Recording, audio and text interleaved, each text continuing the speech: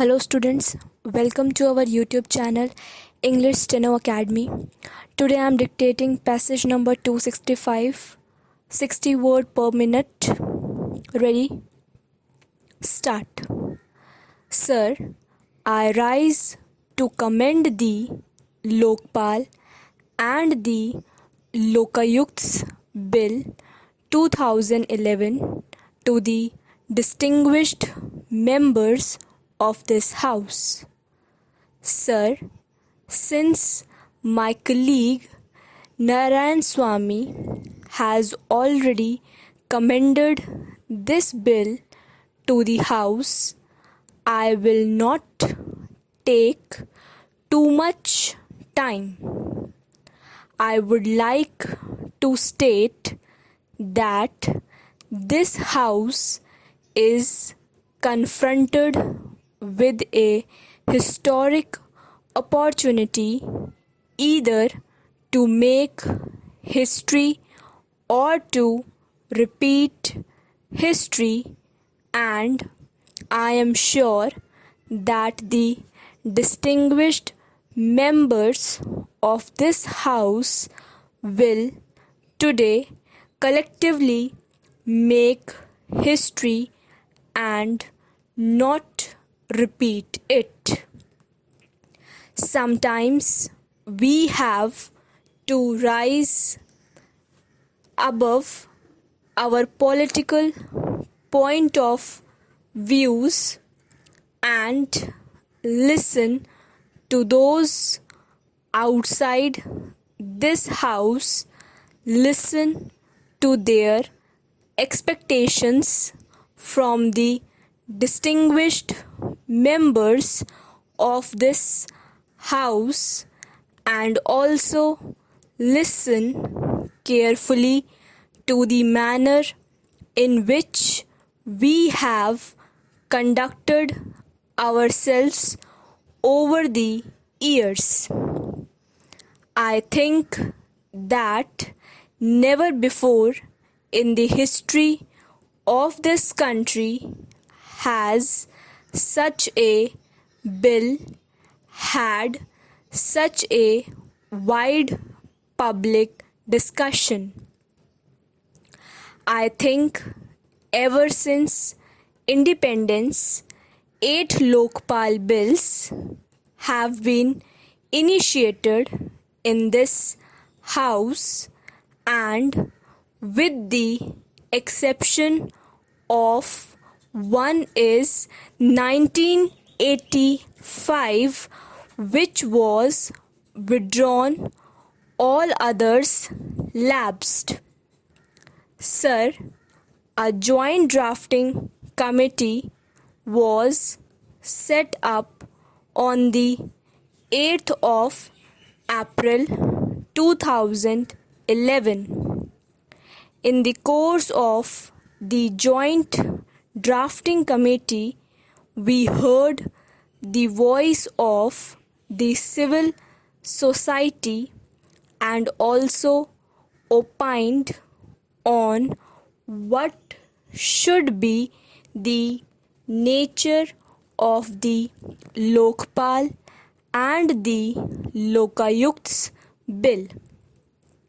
Ultimately, there was an all-party meeting on 3rd of July 2011, and then we introduced the Lokpal Bill 2011 in the Lok Sabha on the 4th of August 2011. The bill was referred to the Department related Parliamentary Standing Committee on 8th of August 2011. The Standing Committee had extensive discussion with all concerned stakeholders. In its 48th report, it made a number of recommendations suggesting major amendments in the bill as regards the scope and the content of the bill, including necessary provisions that ought to be incorporated. Then, in the context of the recommendations of the Standing Committee, we withdrew the bill and introduced a fresh bill in the Lok Sabha, a more comprehensive Lokpal and the Lokayukts Bill of 2011 on the 22nd of December 2011. It was passed on the 27th of December in the Lok Sabha. But when it came to this House adopted a motion on the 21st of May 2012 and referred the matter to the Select Committee. I must say, and I must compliment the distinguished members of the Select Committee that they very carefully looked at various provisions of the bill and made very comprehensive recommendations. The leader of the opposition was also responsible in taking a very constructive approach to ensure that we have a comprehensive and well thought out legislation which should be presented to this House to be passed.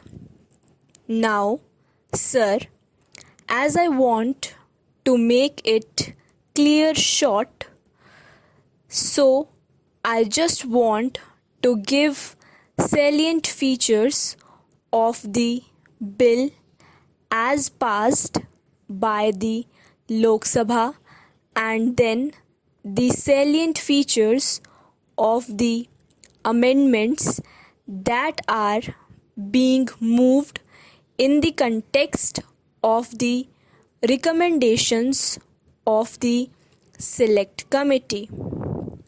Sir, the bill as passed by the Lok Sabha provides broadly for the following. 1. It seeks to establish the institution of the Lokpal at the center and the Lokayukta at the level of the state, and thus seeks to provide a uniform vigilance and anti-corruption roadmap for the nation, both at the center and the states. 2. The Lokpal will consist of a chairperson with a maximum of 8 members, of which 50% shall be judicial members and 50% of the members of the Lokpal shall come from amongst the SCs, the STs, the OBCs, minorities and women. The selection of the chairperson and the members of Lokpal shall be through a selection commission consisting of the Prime Minister, the Speaker of the Lok Sabha, the opposition in the Lok Sabha, the Chief Justice of India or a sitting Supreme Court judge nominated by the Chief Justice of India and an eminent jurist to be nominated by the President of India. 3. A search committee will assist the selection committee in the process of selection. 50% of the members of the search committee will also be from amongst the SCs, the STs, the OBCs, minorities and women. 4. The Prime Minister has been brought under the purview of the Lokpal with subject matters, exclusions and specific process for handling complaints against the Prime Minister. 5.